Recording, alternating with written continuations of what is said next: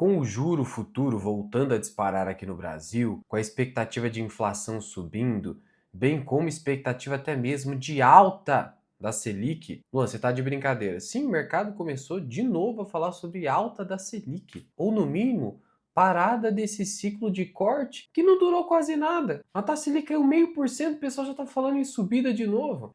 Infelizmente é assim que funciona no Brasil. Mas nesse contexto, o pessoal volta a ficar eufórico novamente com renda fixa.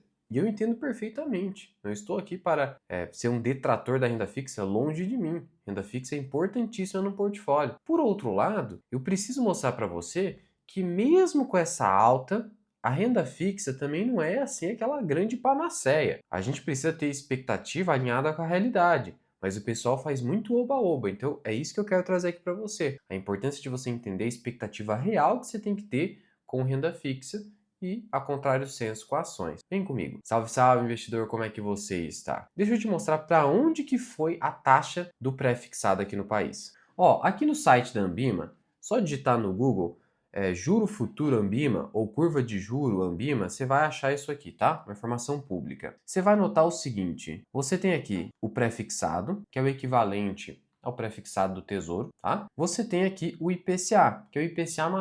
Famoso IPCA+. E o que aconteceu com o IPCA+? Disparou, disparou. Só para você ter uma ideia, ó, no prazo de 126 dias úteis, meio ano, a taxa foi para 9%. Sabe o que isso significa? IPCA mais 9. Nossa, Luan. Cara, em 2021 o IPCA foi para 10%, imagina? 10 mais 9, meu amigo.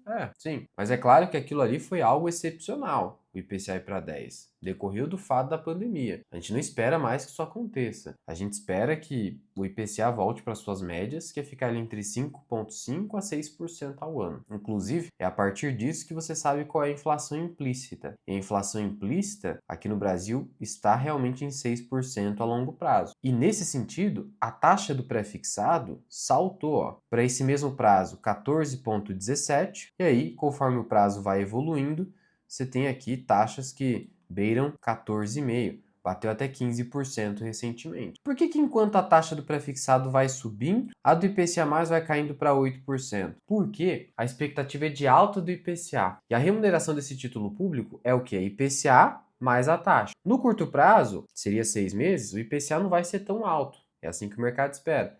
Agora, o mercado está esperando que o IPCA suba mais no longo prazo, então aí a taxa pode cair, porque é uma conjunção de remuneração. Ao passo que o prefixado é uma coisa só, então eu exijo uma taxa maior conforme o tempo vai passando. Essa que é a ideia. Então tá aí, né? O cenário atual é esse. Nossa, IPCA mais 7, mais 8, prefixado acima de 14. E aí começa a euforia com renda fixa. Mas você precisa entender quanto que você realmente vai ganhar com renda fixa. Porque o pessoal se emociona. Eu vejo o pessoal falando o seguinte: ah, não, e aí eu vou aqui no site do Tesouro Direto, você encontra os títulos disponíveis. Ó, por exemplo, vou pegar aí o pré-fixado 2032. Ah, não, cara, se eu botar meu dinheiro nisso aqui, em aproximadamente 5 anos meu capital dobra. Como é que você pode calcular isso aqui? Olha só, você vai usar o 72 e vai dividir a regrinha do 72. Vai dividir pela taxa, 14,46. Olha aí, vai me dar o prazo que eu posso esperar que meu capital dobre. Em 4,97 anos, ou seja, 5 anos meu capital dobra. Aí a pessoa fala, eu só vou colocar o dinheiro aqui. Para que eu vou comprar ação, correr risco de ação, volatilidade, etc. Se meu capital vai dobrar em 5 anos. E aí o prazo de vencimento é 2032, então eu já sei que meu capital vai dobrar nesse período. Na verdade, em 5 anos. Então eu não quero saber de ação, de fundo imobiliário. Então, é aí que eu quero te mostrar a verdade. Por quê? Porque a pessoa se ilude achando que ela vai ganhar isso aqui mesmo. Você não vai ganhar 14,46. Você não vai ganhar isso aqui. Por que que não? Porque existe um imposto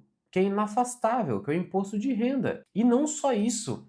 Aí que eu quero te mostrar a verdade. Existe uma taxa, que é a taxa de custódia que a B3 cobra para custodiar os títulos do governo. E essa taxa pode parecer pequena no primeiro momento, de 0,2% ao ano. Mas ela não é tão pequena assim, sabe por quê? Porque ela incide não em cima da rentabilidade. Ela não incide só sobre esses 14,46. Ela incide sobre o todo. Assim como uma taxa de administração que você vai lá e coloca o dinheiro para investir no ETF, incide sobre o patrimônio. Então o impacto é pesado, muito mais pesado do que apenas 0,2% ao ano. E isso é muito relevante, porque muda completamente a minha expectativa de retorno. Então eu vou pegar como exemplo, eu vou arredondar para 14,5, tá?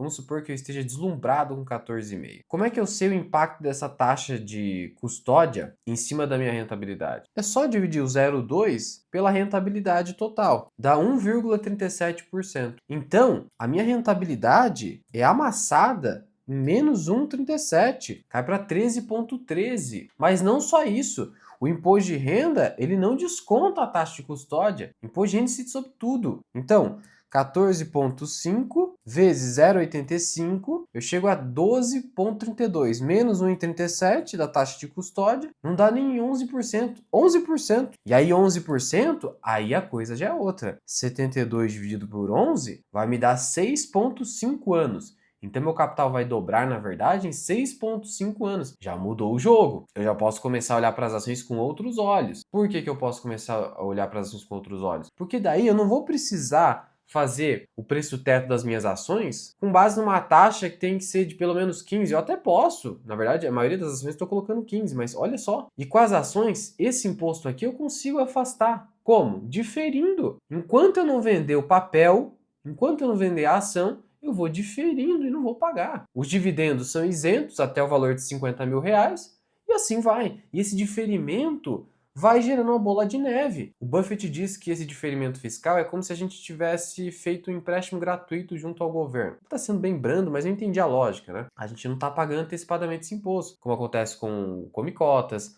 Aqui, se eu fizer o resgate antecipado, eu vou pagar. No vencimento, necessariamente eu vou pagar. O que o mercado tem feito para evitar o pagamento desse imposto? Criado os ETFs de renda fixa, como a UPO11, LFTB11, onde, enquanto você não fizer o resgate, a venda das cotas, você não paga. Então você vai diferindo o imposto, e isso é muito bom. Então tá aí algo bacana desses ETFs. Você tem que tomar cuidado porque eles têm ali títulos de alta duration no portfólio, mesmo que no percentual menor, que pode gerar um pouco mais de volatilidade na renda fixa. Então, para caixa não serve. Para caixa tem que ser o Tesouro Selic, ponto final, apesar dessas taxas. O caixa é para isso, não é para ter uma super rentabilidade. É sim para você ter uma rentabilidade adequada enquanto você aguarda oportunidades em ações, fundos imobiliários, etc. E também tem a parte permanente do seu caixa. Uma parte do seu portfólio permanente tem que ser caixa. Por quê? Porque é ali que mora o controle de volatilidade e mora também a sua segurança psicológica. É isso. Então veja que, agora vamos pegar IPCA mais 8. IPCA mais 8, mesma coisa. Se o IPCA for para 6, 6 mais 8, 14. Vai ser até menos do que essa taxa de 14,5. Então eu vou ganhar menos do que 11%. Se o IPCA ficar em 5, eu vou ganhar uns 10,5. Então, mesmo com essas taxas que estão batendo o governo Dilma, você não deveria esperar de forma líquida, rentabilidade líquida na sua conta, mais do que 10 a 11%. O que para renda fixa tá ótimo. Só que o pessoal se ilude achando que vai dobrar o capital de fato em 5 anos. Além desses ETFs de renda fixa, como que você pode também obter rentabilidades maiores? Correndo mais risco em título de crédito corporativo. Mas eu, de maneira nenhuma, recomendo correr risco de crédito, individualmente falando, com debêntures, CRI e CRA. Especialmente quando você tem fundo de papel e quando você tem fundos de infraestrutura, mas com muito cuidado, com alta diversificação. Mas outra alternativa são os títulos bancários, CDB, LCI, LCA, onde você não tem essa taxa de custódia que é um detrator. Só que em título bancário eu tenho que investir em bancão, porque banquinho a gente viu o que aconteceu com o Banco Master. E o FGC pode ficar sendo alterado ad eterno, de acordo com a conveniência e a oportunidade a favor dos bancos, especialmente dos grandes bancos. Então eu evitaria banquinho pequeno, mesmo com taxas altas, e focaria nos bancos maiores, mais sólidos. E aí eu consigo, né? Então vamos supor que eu consiga um CDB de 14% do Banco do Brasil, supondo aqui. Cara, é melhor do que esse 14,5. Por que é melhor que esse 14,5? Cara, vamos lá. No CDB eu não tenho a taxa de custódia, então é só o imposto de renda. Eu vou ganhar quase 12%, sendo que eu ganharia 11% nesse título de 14,5. Tá vendo a diferença? Na verdade, se eu pegar um CDB de 13%, aí eu vou ficar na equivalência desse de 14,5%. Por causa da taxa de custódia. E aí, por isso que você vai encontrar lá no banco, na corretora que você utiliza, taxas de retorno CDBs que, tá batendo 14, mas tá muito próximo desse dos títulos públicos, porque o título público tem essa taxa. Claro, existe uma isenção aqui até 10 mil reais. Até 10 mil reais você não paga essa taxa, mas é só até 10 mil reais. Passou desse valor, aí começa a cobrar taxa sobre o excedente. E aí, o que acontece? Outro detalhe também, pouco dito, que essas taxas aqui são de fato atrativas para a renda fixa, mas em algum momento isso aqui tem que acabar porque a gente não suporta. De acordo com a metodologia de cálculo internacional do FMI para o endividamento público no Brasil, a relação dívida-PIB vai bater 100% já no ano de 2027, tá? Aí o que acontece? O FMI não exclui os títulos do governo detidos pelo Banco Central. Aqui internamente a gente exclui e aí, é só 80% do PIB. Mas essa metodologia não é adequada. Já bateu 90% do PIB já há algum tempo e essa metodologia deveria ser adotada aqui no Brasil. Mas enfim, entenda que a gente já está com um nível de endividamento muito alto para um país emergente com uma dívida que, meu amigo, dobra a cada 5 anos. Para o governo o impacto é quase esse. Não dá para a gente suportar isso aqui. Pois bem, existe um vencimento para esse tipo de investimento. Então, em dado momento, vai acabar a mamata dos 11, 12% no máximo de rentabilidade líquida. Com ações, especialmente as boas empresas, a gente tem um retorno que nunca para. Porque quando a gente investe em boas ações, a gente presume a perenidade, a perpetuidade. É por isso que quando a gente faz valuation de ação, pode parecer, nossa, você está esticando valuation. Não, é porque a gente considera a perpetuidade. E aí, o que acontece? Eu vou pegar só um exemplo aqui da Indy. A Indy pode não parecer que entregou um retorno espetacular no longo prazo, mas foi um retorno consistente por muito tempo. Algo que você não consegue na renda fixa, você não vai conseguir isso aqui na renda fixa. Então o que acontece? Pode parecer pouco, 1.500% desde 2002, mas aqui eu não estou considerando o reinvestimento dos proventos, que fazem parte e muito do seu retorno total. E aí o certo é olhar para a Indy, que até subiu um pouquinho recentemente por conta de uma incorporação em estrutura societária que ela fez, mas não é nada muito relevante. Mas o importante é olhar para o retorno total. E aqui eu tenho retorno total desde 98 da Indy. E deu 5.000%. 5.000%. 5.000% deu 15% ao ano. E eventualmente, se eu nunca vendi, eu nunca paguei imposto. Eu obtive de fato 15% ao ano. Então essa é a diferença. Por isso que todo portfólio, mesmo que a pessoa seja extremamente conservadora, deveria ter algum nível de ações na carteira.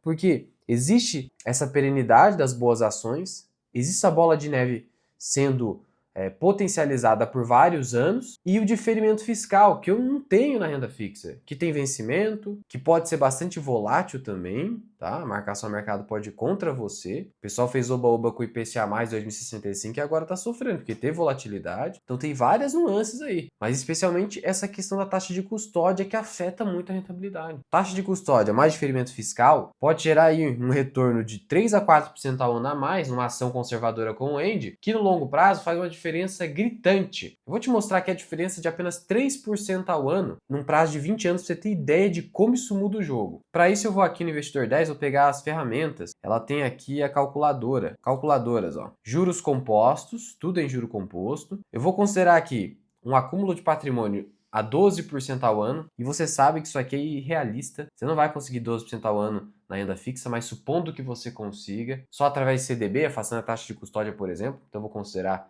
essa premissa, num prazo de 20 anos. Você começou, vamos supor que você tenha começado, você alcançou 100 mil reais. Meus parabéns se você alcançou 100 mil reais, e vai começar a investir, só que você é muito conservador, vai na renda fixa, consegue 12% ao ano, com ressalvas, como eu já falei, você deve ter entendido ao longo desse vídeo, período de 20 anos, e vou considerar que você não vai mais comprar nada, só pra gente ter uma ideia sem aporte. Você vai alcançar o primeiro milhão, tá? Então, em 20 anos, você vai alcançar o primeiro milhão. Nada mal, né? 12% ao ano também não é uma coisa ruim. Beleza. Aí vamos supor que você consiga os 15% ali da End. Para isso, você tem que se expor de maneira relevante seu patrimônio a ações. Não tem jeito. 100% ações para conseguir 15%? Não precisa de tudo isso. 100% ações você consegue até mais. Em End não deu, mas tem a Itaúsa que deu 18, 20% ao ano, tá? Então a diversificação te ajuda nesse sentido. Mas vamos por 15% aqui. Olha só a diferença. Foi quase 700 mil reais de diferença. Mesmo período, apenas 3% ao ano. Se eu colocar 16%, que a gente viu que se eu pego a End 15 e pego renda fixa 11, 4%. Então, a diferença ainda é maior. Eu teria quase 2 milhões. Ou seja, é simplesmente a diferença, 4% ao ano. A diferença entre eu ter 2 milhões e 1 milhão. Pô, se você